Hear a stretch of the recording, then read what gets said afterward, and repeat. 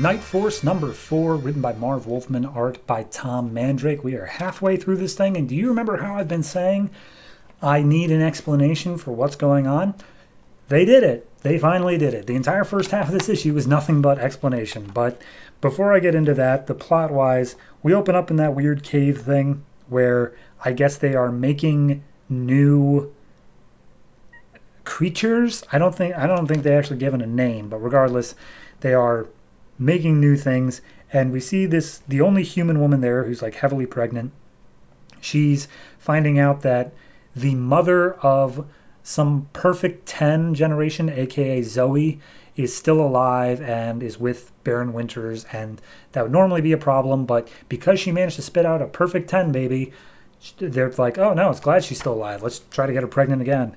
Anyway, let's get into what everything is here. So this is spread over the course of like the whole issue, but there is still like it's focused. So there is this group that consists of gatherers, harvesters, and nurses.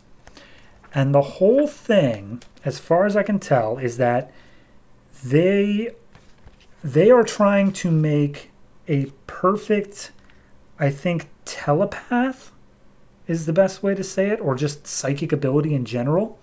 So what happens is, it's like breeding genetically, is that some people everyone has a little itty bitty bit of psychic ability. However, there are things called dormants, which are able to, with training, actually use it in a very strong and potentially great way.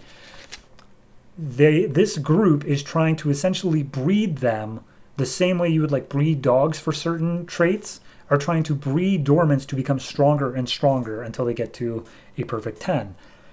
So it started back during the Revolutionary War, and I can't even remember where that comes up, but regardless, it started back during like the Revolutionary War, and they were trying to breed that. And the way it works is there are gatherers who find the people who are pregnant with these dormants.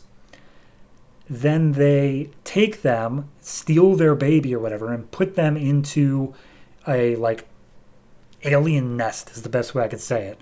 Then this alien nest like makes their power stronger. It like shapes them in a certain way so that they are able to have stronger and stronger powers, in which the harvesters then are the ones who like do that. They're the ones who put them in the nest and do all that and take care of them there. The nurses are the ones who make sure they stay alive in the womb, and then once they're born, they keep them for, a couple months, make sure they're able to pass as human, and then send them off on their way out into the real world to be raised by a normal couple. That's the gist of it. That's what's going on. Baron Winters has something to do with it.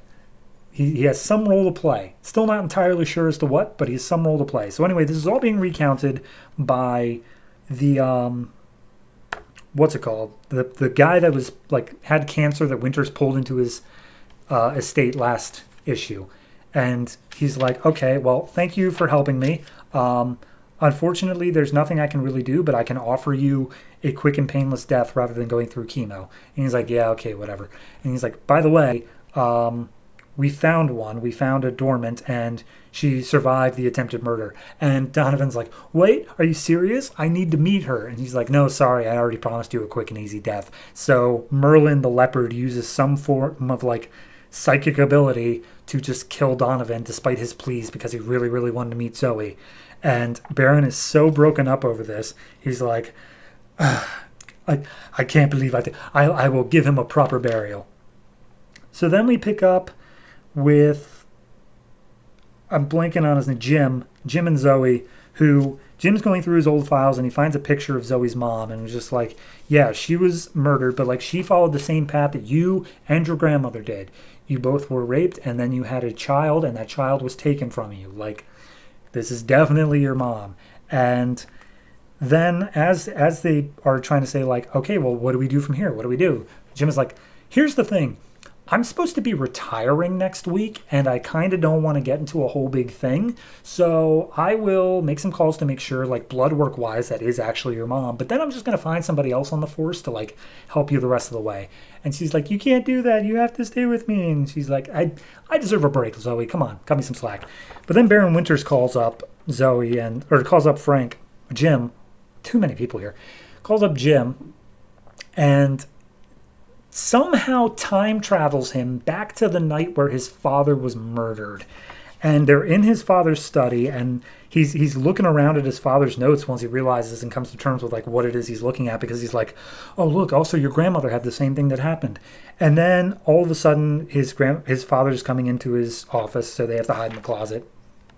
And Jim sees his dad, and then also sees the gatherer right behind him, and it's just like, oh god, my dad's gonna die again, I can't watch this, I can't watch. And again the gatherer attacks the dad, and he's like, oh god, what am I supposed to do? And so he's like, oh, don't look, it's okay. And Jim's like, no, not again. And he busts out of the closet, which then I guess scares the gatherer away. And at that point, itty bitty Jim busts in through the door to see his dad and two figures, quote unquote, running away, which Prisoner of Azkaban style was actually them the whole time. So then Jim wants to go back in to try to save his dad, but Zoe stops and she's like, no, you said you saw two figures running away. They didn't come back. We can't go back now. We're messing with the timeline, Jim. And so the dad, who saw Jim bust out of the closet screaming dad, he's like, my son. And he looks at him through the window in his dying breath. He's like, I love you, son. I always will. So, closure on that regard. And then finally we have Baron Winters, who's like, okay, so that's a lot of weird stuff going on right now. I think I might actually be important to this plot. Maybe I should go talk to that lady who was chained up in London, England, 1648, and see what she has to say. And as he goes there, he walks down to the dungeon, and she's escaped. She's killed all of her guards, and then written in blood on the walls is, Winters, I promised you'd suffer, it's coming. So there's that. And then as soon as he's down in there, they're attacked by a group of gatherers and other people who are in there, and he's like, ha, Baron Winters, we finally have you. Your time travel and your future agents or whatever won't be able to save you all the way back here in London, England, 1648. And that's where we leave off. I got an explanation. I now know what the gatherers are and what they're doing. They're looking for psychic people. They're trying to breed them to be stronger psychics and then work for their own group. That's all I wanted. That's all I needed this whole time to understand what's going on.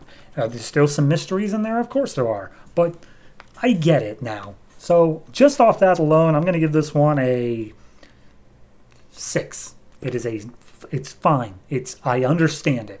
Whether or not I completely know what's going on, it's allowed to have its mysteries, but I at least know the basics that I need to know to understand the basics to this story. And that's honestly should have been an issue 2, if not 1. So 6 for the fact that you're getting around to it now.